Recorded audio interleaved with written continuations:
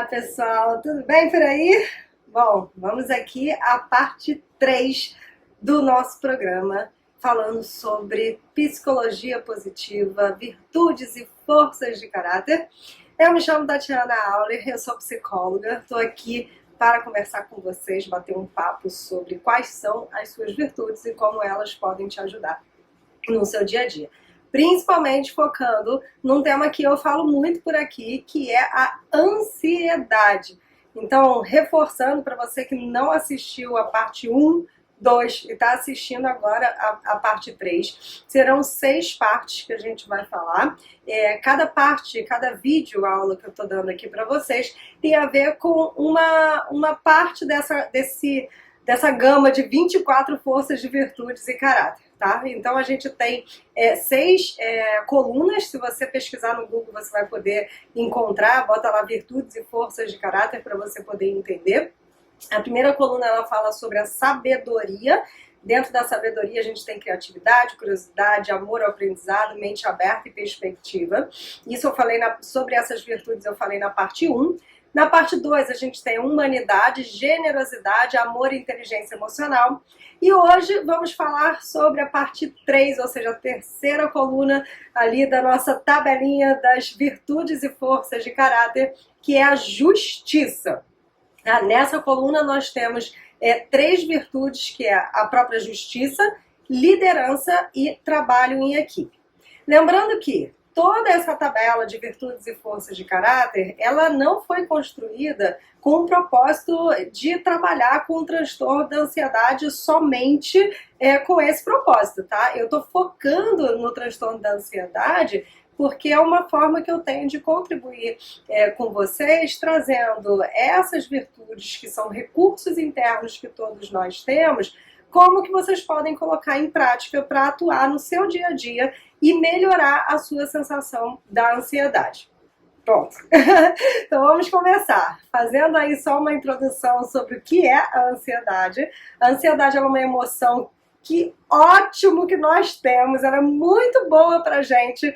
O difícil são os nossos pensamentos, tá? Se a gente não tivesse ansiedade, a gente não teria energia nenhuma para fazer nada na vida. E também, possivelmente, iríamos correr muitos riscos na vida, né? Porque se você pensa que a ansiedade ela é uma emoção que nos alerta, como quem diz assim, olha, cuidado, pode vir um predador por aí te pegar, né? Ela é uma emoção que ela é focada no medo, e principalmente o medo do futuro, o medo das coisas que estão por acontecer. É uma sensação que a gente tem quando a gente se sente ameaçado por algo, às vezes literalmente falando, existe uma possibilidade de ameaça real, né? E aí a gente sente a ansiedade como nosso sistema de defesa tentando aí proteger a gente, alertar a gente que tem um perigo, mas muitas outras vezes essas ameaças elas são produções que nós mesmos fazemos, que são as produções do nosso próprio pensamento. Então é muito importante, em primeiro lugar, antes de mais nada, se você se sente ansioso, se você tem um comportamento ansioso, se você tem um pensamento ansioso, começa a prestar atenção. Qual é o foco dos seus pensamentos? Você está presente e futuro, onde mora normalmente a ansiedade, presente e passado, que tem a ver mais com uma depressão, tristeza. Você está com medo das coisas que estão por vir, coisas reais ou imaginárias, fantasias, produções, criatividade que você tem aí de produzir um monte de pensamento, de catástrofes, né, que podem acontecer, mas que conforme o tempo vai passando, você vai se dando conta que não é bem assim. Aquilo que você imaginou, criou, todos aqueles pensamentos que você achava que um monte de coisas difíceis e ruins iam acontecer, não necessariamente aconteceram. E aí a gente vai mensurando, né, o que é a realidade, o medo real e o que é o medo construído pela gente. Bom, dei essa introdução aqui para a gente entender um pouquinho o foco na ansiedade, o que a ansiedade faz com a gente, e vou focar agora também nas virtudes e forças de caráter, tá? Eu falei sobre a sabedoria, virtudes da sabedoria, da humanidade, e hoje a gente vai falar sobre a justiça. Quantas pessoas você conhece que ficam assim, não é justo, né? Que ficam nervosas, chateadas, que lutam pela justiça. Eu não sei se você tem essa virtude muito forte internamente, ou se você conhece alguém que tenha, que fica o tempo todo preso nesse lugar do ser justo. Ok, eu concordo que a justiça, a virtude da justiça, até por isso ela existe, ela vem colocar na balança, né? Um pouquinho para cada um, vamos dizer assim, né? Não é só a sua verdade que é toda poderosa e está certa sempre, e nem só a verdade do outro que está toda poderosa e está certa sempre. Vamos criar uma situação hipotética. Numa situação onde você acredita que aquilo que o outro está fazendo, dizendo, sendo, ou uma situação hipotética qualquer, não está sendo justa com você, provavelmente você vai começar a se sentir ameaçado. Não está justo, né? A sensação de não existir uma justiça coloca a gente num lugar de ameaça. Como assim? Eu tenho que me proteger. Não está justo, né? E se a sensação da ameaça ela tem a ver com a ansiedade, né? A gente tem uma produção aí de ansiedade porque a gente está tentando evitar que alguma coisa ruim aconteça com a gente. Imagina, se você sabe que uma situação não está sendo justa, se sente ameaçado com aquela injustiça, produz uma ansiedade que pode vir com raiva, né, angústia, um monte de outras emoções, e nesse momento que você está ali imbuído dessa ansiedade, pode ser que você tenha comportamentos injustos. Pode parecer meio doido isso, né? Como assim? Eu estou atrás do justo e tenho comportamentos injustos? Nem sempre a justiça que a gente acredita que seja é a nossa justiça. Muitas vezes a gente se coloca como um grande juiz, né, o dono da verdade, né, o juiz do mundo, né, determinando, aquela pessoa fez errado, não, aquela pessoa não tinha que fazer isso, aquilo está certo, aquilo está errado, se tornando um grande julgador, um grande juiz da vida, né, aquela pessoa que dita as regras, dita as leis. Mas isso também pode gerar a virtude da justiça, se ela não está bem canalizada em você, não está bem treinada, se ela não está num ponto de equilíbrio, pode gerar muitas injustiças, porque você pode ficar muito bravo, muito ansioso, muito chateado quando você olha para alguma ação ou alguma pessoa e você não consegue transpor o seu olhar, né, aquilo que você acha que é justo, que é verdade, que tem que ser daquele jeito, para conseguir olhar a partir do olhar do outro, o porquê que aquele outro está agindo daquela maneira e considerando que aquilo que ele está falando e fazendo é justo para ele também, né? A gente não está falando aqui, aliás, eu não estou falando aqui, daquelas situações de traição, né? Aquelas situações de mentira, situações onde a pessoa age de má fé. Isso sim, a gente não tem nem que pensar, olha, uma pessoa que está agindo de má fé, ela não está sendo legal, ela não está sendo justa, ela não está sendo bacana, né? Não rola, né? Assim, não dá, né? A gente está falando de... Eu estou falando, eu estou falando aqui com você, mas quem está produzindo essa fala sou eu. Então, o que eu estou falando são sobre as situações que estão relacionadas a pontos de vista diferentes, né? Onde você está conversando com uma pessoa, tem alguma tomada de decisão, né? Alguma coisa precisa ser feito, um diálogo, enfim. E aí, naquela situação, você olha e fala, essa pessoa tinha que ter feito daquele jeito, não é justo, tá? E existe essa briga, né? Pela minha justiça e a justiça do outro. Imagina você se são dois juízes, né? Eu sou o juiz aqui, dito a lei, tem que ser dessa maneira. E o outro, eu sou o juiz aqui, dito a lei, tem que ser dessa maneira. E aí? Né? Qual é a lei que tem que ser? Na verdade, a lei tem uma, né? Existe aí um comum acordo e esse é o barato da justiça. Quando a gente tem a temperança, o equilíbrio. Se vocês observarem, eu não sei se vocês sabem, mas quando a gente vai procurar o símbolo da justiça, a gente tem uma balança, né?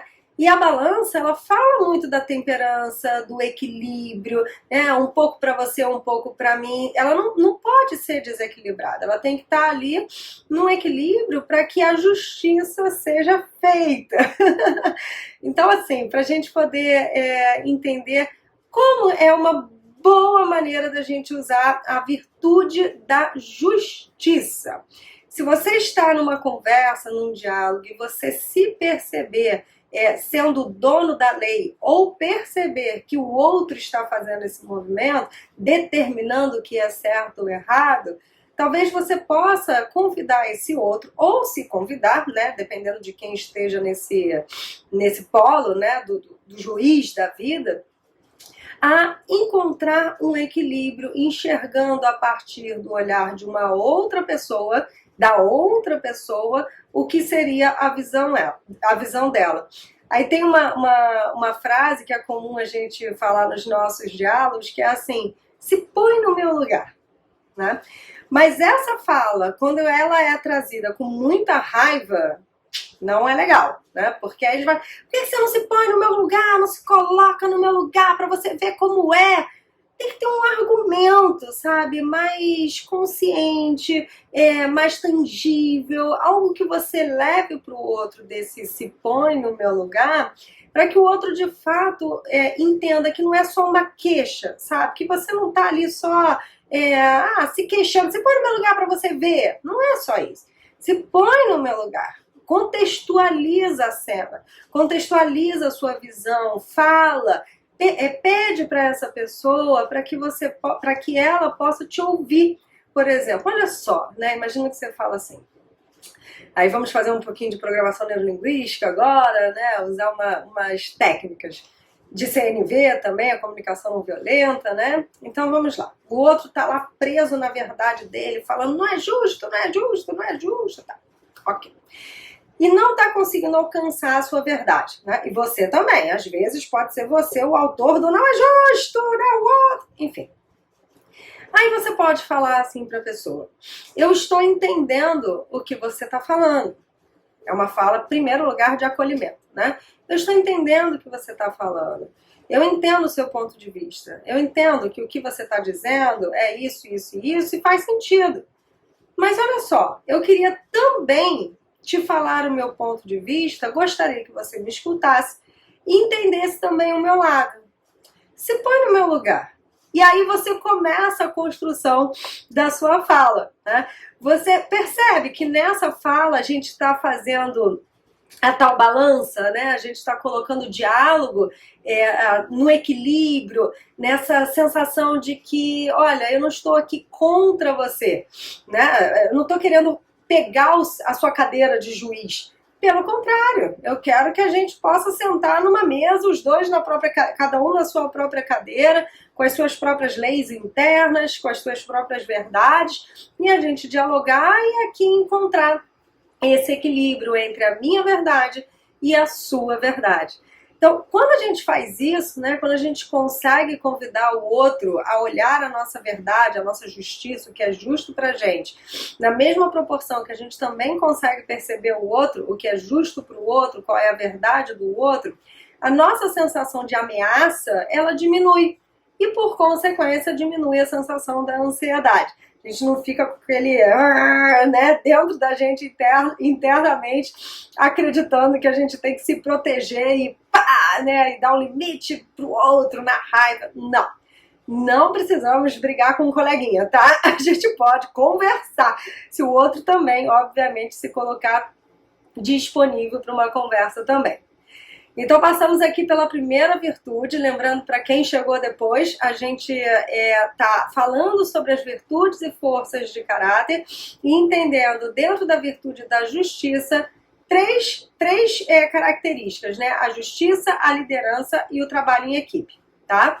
Agora a gente vai falar um pouco sobre a liderança, uma virtude importantíssima, né, gente? Porque olha, se a gente não consegue assumir uma liderança internamente, a gente fica aquela pessoa que não tem rumo na vida, que não consegue gerir o próprio tempo, que não consegue gerir a própria alimentação, que não consegue gerir o próprio trabalho, gerir os próprios pensamentos, né?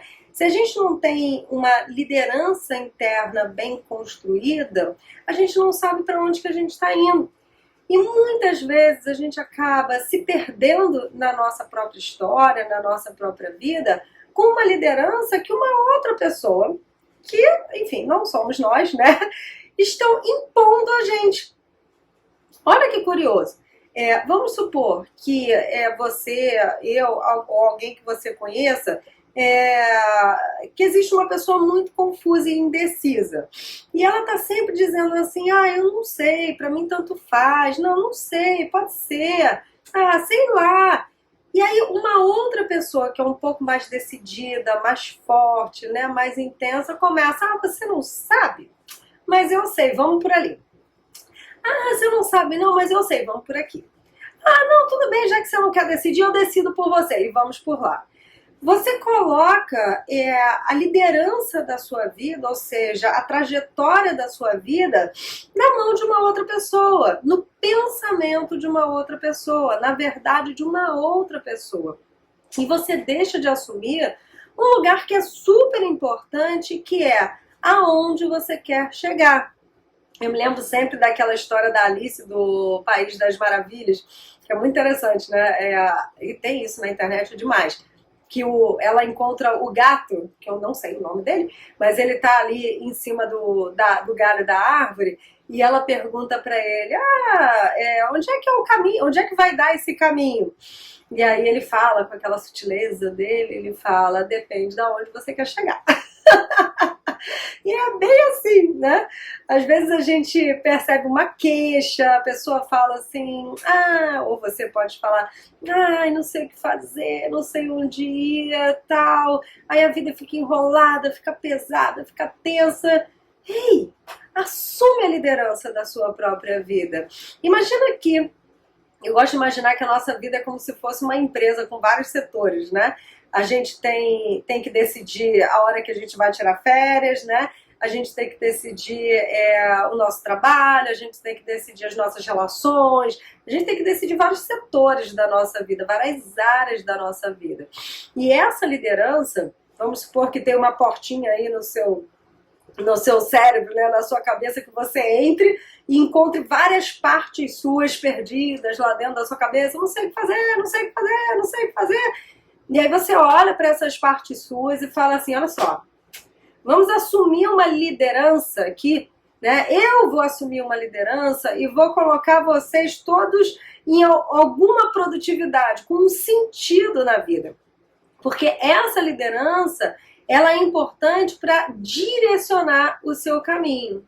Então, quando a gente está falando aqui de você visitar os seus pensamentos, visitar as suas dúvidas, né? Um lugar onde você se sente perdido, e estamos falando de você assumir uma liderança, a gente está falando sobre uma tomada de decisão. Um bom líder, ele consegue ter uma boa capacidade de tomada de decisão. Uma pessoa perdida, ela sente dificuldade até na roupa que ela vai escolher. Ela não sabe escolher nada, né? Ela fica, não vou escolher isso, não vou escolher aquilo. Uma dificuldade muito grande de tomar uma decisão, de ir para ação. Decisão, ação, né? De construir, de dar um próximo passo. E esse é o papel da liderança. É muito bacana isso, né? Quando a gente pensa assim. Às vezes eu paro um pouquinho, enfim, alguma questão que eu esteja vivendo na minha vida, e eu tenho essa tabelinha que eu tô apresentando para vocês. Ela tá no Google, tá? Mas que eu tô aqui toda sexta-feira apresentando para vocês as virtudes e forças de caráter. Eu tenho ela atrás do meu computador, na parede grudada, né? E é muito curioso, assim, e me ajuda bastante, porque às vezes eu fico assim, nossa, eu tô com esse tema aqui pessoal na minha cabeça, não tô sabendo muito, o que eu tenho que fazer? E aí eu olho para essa tabelinha e começo a olhar as virtudes, né? Qual é a virtude que vai me ajudar? E às vezes, enfim, todas as virtudes são úteis, né, pra gente, mas tem vezes que a virtude que falta é a virtude da liderança, né? Que eu olho e falo assim, gente, tá faltando agir, né? Tá faltando despertar essa líder, né, de mim mesma internamente e vambora, né? Vamos agir no mundo. E curioso, porque falando sobre a ansiedade, se a ansiedade ela é um grande medo do futuro e uma sensação de perda de controle, e quando eu falo de liderança, eu falo sobre a pessoa estar assumindo domínio, controle sobre a vida dela, não é sobre o outro, é sobre a vida dela, eu estou dizendo que se eu construo essa virtude, né, essa capacidade, esse recurso interno que é a liderança, eu diminuo a minha ansiedade automaticamente, né? Porque aí eu entendo que eu estou no domínio da minha vida, no controle da minha vida e está tudo bem, né? Eu posso até tropeçar, ficar em dúvida de vez em quando, mas eu não vou parar, eu não vou entregar as rédeas da minha vida para uma outra pessoa, decidir por mim o que eu tenho que fazer, eu vou assumir o meu lugar e vou falar, ok, posso ter batido aqui com a cabeça na parede, né, dessa vez, mas eu faço o retorno, dou uma resinha, dou a volta e continuo assumindo a liderança pela minha própria vida e seguindo em frente. Então essa virtude é uma virtude muito bacana, muito importante para vocês utilizarem aí na vida, tá? E hoje vai ser um pouquinho mais curtinho essa aula para vocês, porque na virtude anterior, na primeira, por exemplo, a gente tinha 6 categorias, dessa vez a gente tem 3, a gente já está na última virtude, que é o trabalho em equipe, né? Então a gente vai falar sobre qual é a importância do trabalho em equipe na nossa vida. Falando sobre ansiedade, o trabalho em equipe, ele é muito comum a gente associar a trabalho mesmo, né? Por exemplo, pessoas que você esteja em contato aí no seu trabalho, na sua vida, você pensa, como que eu posso falar com essas pessoas, melhorar o meu trabalho em equipe, no trabalho, enfim, né? Mas imaginemos que a gente traga isso para a nossa vida pessoal, tá? Às vezes a gente tem um medo muito grande de não dar conta das coisas. Medo, ansiedade, medo do futuro, medo de perder o controle, né? Estou aqui só reforçando aquilo que eu já falei. E esse medo de não dar conta das coisas muitas vezes pode vir com uma sensação de impotência, de você não se sentir seguro, de achar que não é capaz, de achar que é muita coisa para você resolver, né? De olhar e não conseguir saber por onde começar.